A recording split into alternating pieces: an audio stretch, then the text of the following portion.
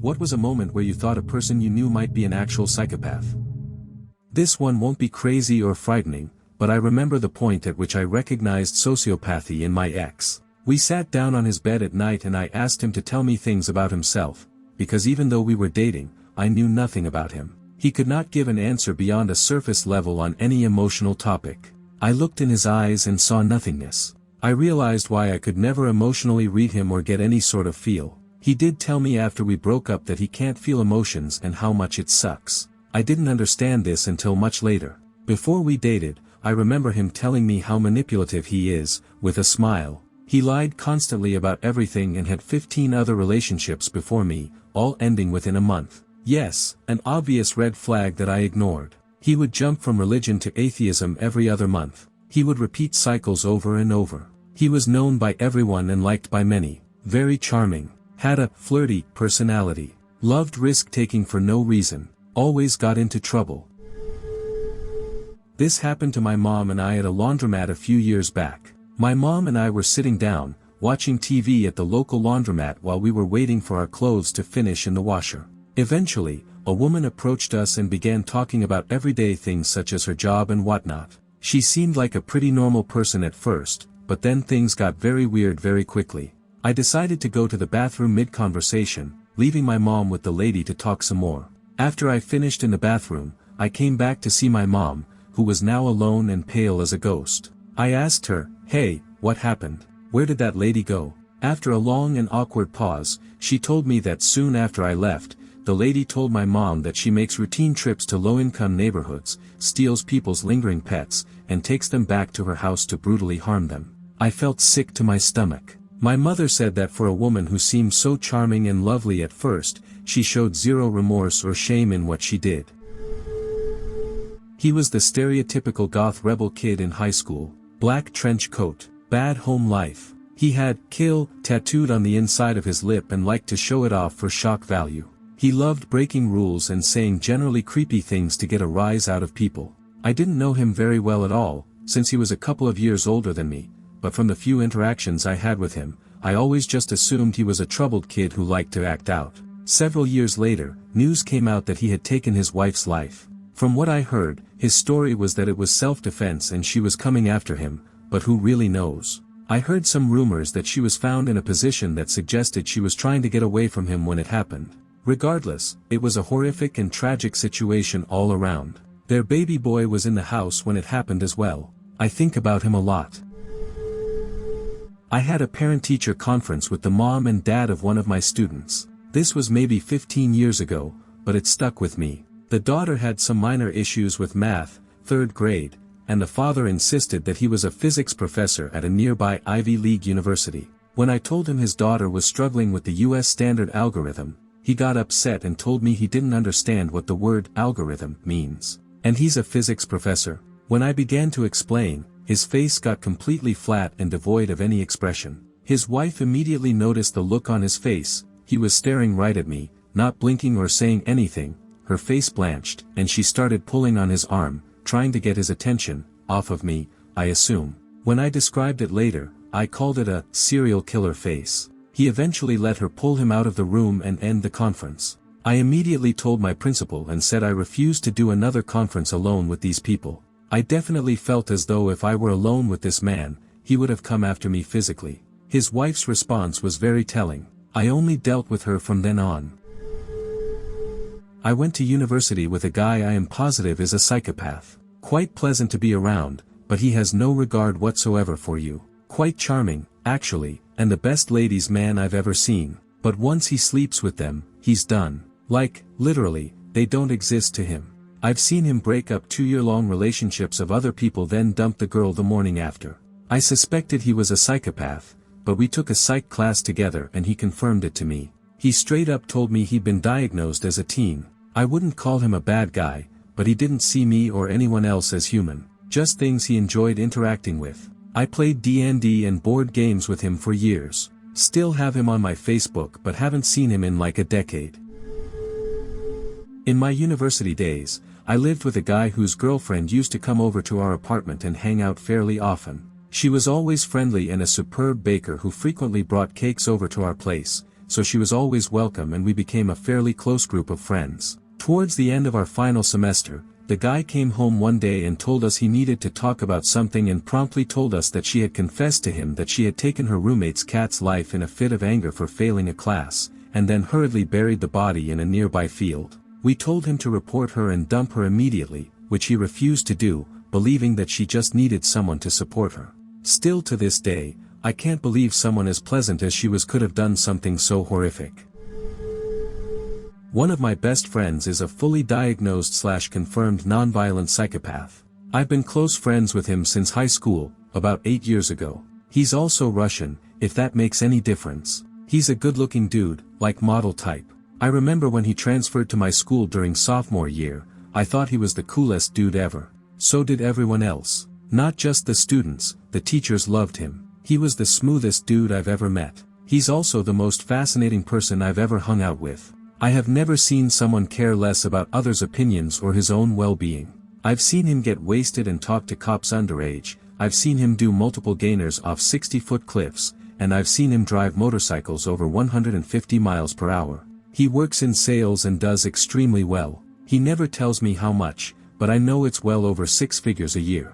He can get along with anyone. If I had to go to a place I didn't want to go to or didn't want to interact with people, I'd bring him because he's so smooth. He can talk you into and out of anything. He can make you stay up till 3 a.m. drinking on a weeknight when you have work the next day. He's not a bad dude, he's just completely emotionless, and I kind of like that about him. You can say whatever you want to him and you know he won't get upset. I learned he was a psychopath about 1.5 years ago, and since then, I have watched his behavior every time we hang out. It's so fascinating how he just doesn't even comprehend other people's opinions. He's not rude or offensive, he just completely disregards what people say. I know everything he says and does is to pander to who he's with, because I've caught him off guard a few times. But he's extremely good at being your best friend within 5 minutes of meeting you. He's still one of my best friends, and every time I hang out with him, it's an adventure. He's dating one of my friends, and I know he'd never hurt a fly, but if he did, I know he'd feel nothing.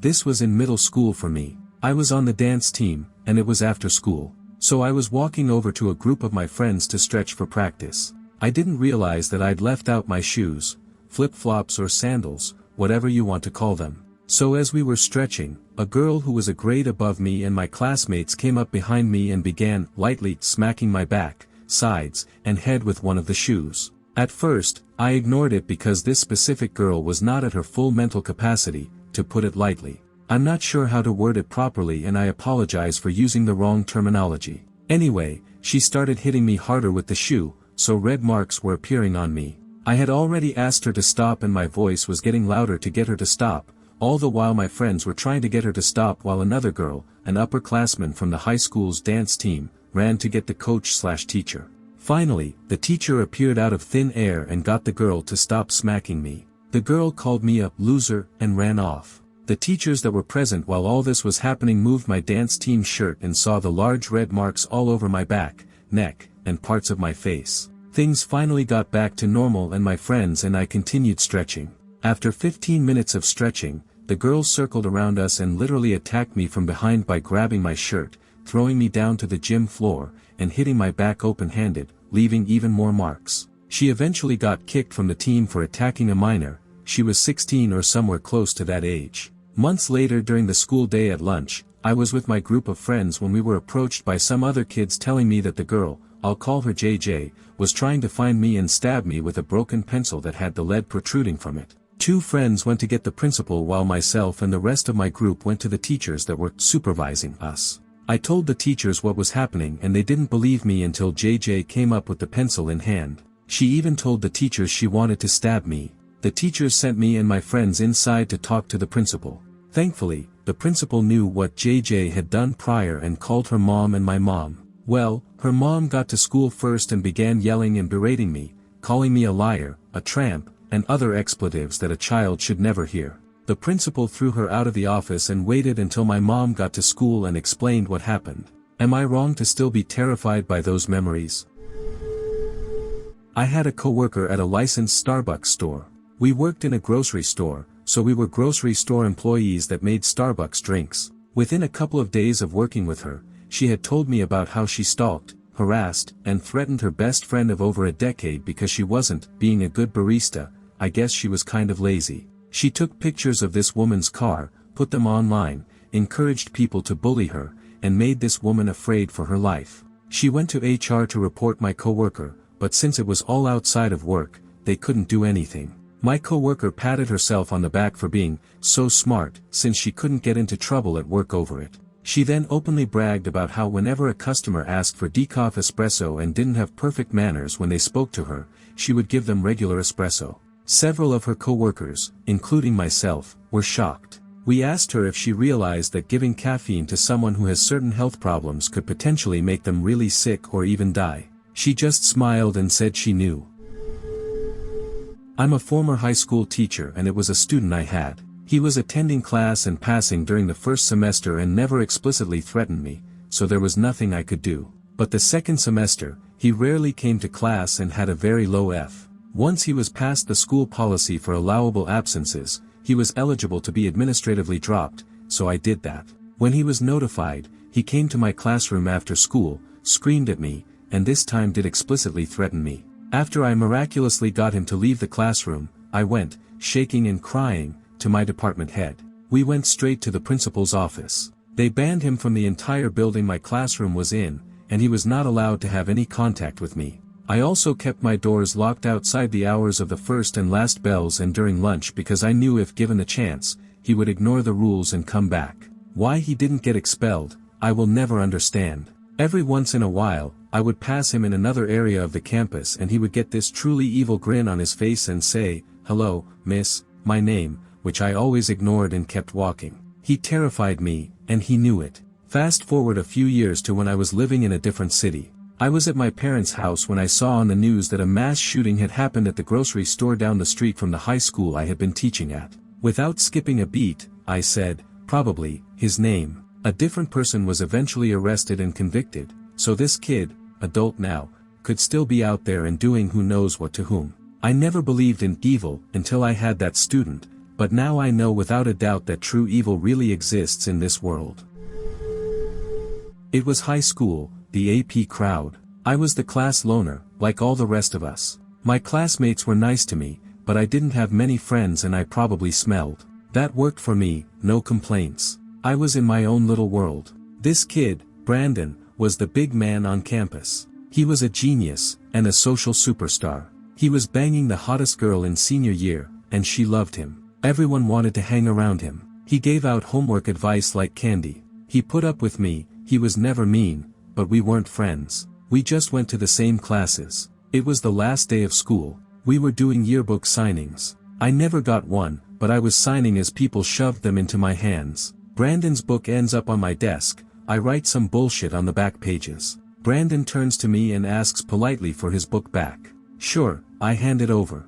Now pay attention. Here's where things get interesting. I must have held my grip on the book for a fraction of a second too long, because Brandon's eyes changed. In an instant, they went from calm interest to, God, I don't know if I can describe it. Something fearsome. A white-hot flash, a mix of shock, anger, disdain, and utter hatred. They were a devil's eyes. In that instant, I felt like I'd found the wrath of some terrible king, like I might be utterly eradicated and wiped from history for daring to defy him. Then they went back to normal. He started chatting it up with some other kid like nothing happened. I'll never forget the way he looked at me. In that moment, a mask slipped. I saw something I was never meant to see. I don't think he knew that I saw, but I know. This is the first time I've ever been able to get this off my chest. God save anybody who doesn't tread carefully around that kid. When I was 8, I let my older cousin, who was probably 11 or 12 at the time, hold my hamster. She was being really rough with it, so I told her to put it back into its cage. She got really mad after this and just stared at me for about 2 minutes before she turned around and threw my hamster into the wall. My poor hamster died instantly, and I was crying because my hamster had just been murdered. I knew after she threw it something was extremely wrong with her, and my mom made my aunt come and pick her up. She wasn't allowed to be near any animals after this. It's been almost 4 years since I've talked to her, but apparently, she gets into fights almost weekly and beat somebody so bad they had to go to the emergency room. She's in therapy and has spent time in juvenile detention. All of my other cousins are afraid of her and many of us think she's going to eventually take someone's life. I honestly think the best place for her would be a mental health hospital. I had a friend who treated me like her boyfriend, always asking where I was going and who I was with, often crying that I didn't spend time with her but with others. One day, I just said, "That's enough," and ended that toxic friendship. After all this, she went to our friend Mary and told her she needed her phone to text me. Mary was always nice and friendly, so when she asked me why I was so angry with that friend, I told her the truth. Then the phone rang, and when I answered, it was my toxic friend, giggling. "It was me all along. You ruined our friendship. Why? I was always so good to you. I forgive you for talking behind my back. Our friendship is so great. I know you will never end it." 2 days later, she pretended to be another friend. She told all of our friends that she didn't understand why I was so rough. She told lies about me, blackmailed me, and came to my house pretending nothing had happened. When I was tired of all those things, I just told her that I had a boyfriend and he didn't like her, so I would never speak to her again. It was stupid, but it worked. After a year or two, she texted me, saying that she had changed and missed me. I said, "Never again," and that was it. I'm a therapist. I can't give you any details, but I have had a few clients who committed very violent attacks or murders with no remorse. Until we do the therapy to get them through the messed up childhood trauma they went through, then the remorse is there and real. If we can get them that far, the outcome is always that. The folks that I've worked with that developed the ability to dissociate to the extent they were able to do those acts have lived a life of early childhood horror that goes above and beyond what you see in even the most disturbing movies. During university, I dated a much older guy who was hellbent on me moving to his hometown and being his housewife once I graduated. Towards my final year in university, I realized this wasn't what I wanted and tried to break it off numerous times. In hindsight, it's clear he was a bit of a psychopath because I rejected his initial request to date, and he just kept showing up wherever I was so charming and sweet to my parents, and would emotionally abuse me and tell me I would never find a job upon graduation. The final straw was when he flipped out at me for wearing a mid-thigh length dress during a holiday in Singapore, locked away my passport, and hit me with his briefcase. It's a pretty traumatizing memory, and I've blocked out most of it. I played dumb, said I was wrong, and waited for him to sleep before finding my passport and literally fleeing with my purse. I've never been so grateful for a 24-hour airport because I remember breaking down in tears after passing immigration and just sobbing. I've never bothered to look back or see what he is doing, but he spent the next month calling me and my parents, trying to spin that I was being overdramatic and had gone crazy. When I was in my junior year of high school, I was very good friends with a guy we'll call Nigel, obviously not his real name. Nigel was very charismatic, always cracking jokes, super fun to be around, and overall, seemed like a good guy. Nothing had made me think otherwise until one afternoon I got out of school 2 hours early. I was taking college classes so my days were shorter, and Nigel was waiting for me near my car. We were good friends, so when he asked me for a ride home, I agreed without a second thought. As I was taking him home, he asked if we could stop by a store near his house. I thought it was no big deal, it wasn't far, but when we got to the parking lot, he asked if instead we could go to the park behind the store to hang out for a while. At that point, I was mostly just confused. All of those places were within a block of his house. If he wanted to go, why did he need me to drive him? Still, I agreed to take him to the park and let him know that I had to go home afterward to get ready for work. He agreed, we pulled into the park, and he started giving me directions on where he wanted me to drop him off. That park is pretty big and it's mostly known for its hiking and biking trails, more than half of it is dense forest. Nigel was guiding me to the most secluded section you can reach by car, and by then I was starting to get worried. Nothing good happens in an isolated spot in the middle of the woods. When we reached the end of the road, he tried to convince me to go for a short walk with him, pouring on all the charm, and I was seconds away from going when the strangest thing happened. The passenger door, where Nigel was sitting, flew open, and it looked like someone or something had physically dragged him out of the car and closed the door behind him. Nigel started screaming and banging on the door to be let back in, but I just threw the car in reverse and got out of there at full speed. I had no idea what he wanted me in the woods for, but I knew it wasn't anything good. 2 years later, I had moved away for college and Nigel was working at a local gas station. One day a very popular and pretty girl came in and, when she went to the restroom, Nigel locked the doors, turned off the "open" sign, and waited for her to come out, at which point he took her life. They caught him in less than an hour as he was driving her car, with her in the trunk, looking for a place to hide the body. After the crime, the local police called me to ask about Nigel and my relationship with him, pretty standard questions, until they informed me that Nigel had a notebook full of girls' names, with the ways he planned to attack them and where he would leave the bodies. Apparently, my name was included. He had planned to lure me to the hiking trails 2 years earlier and take my life,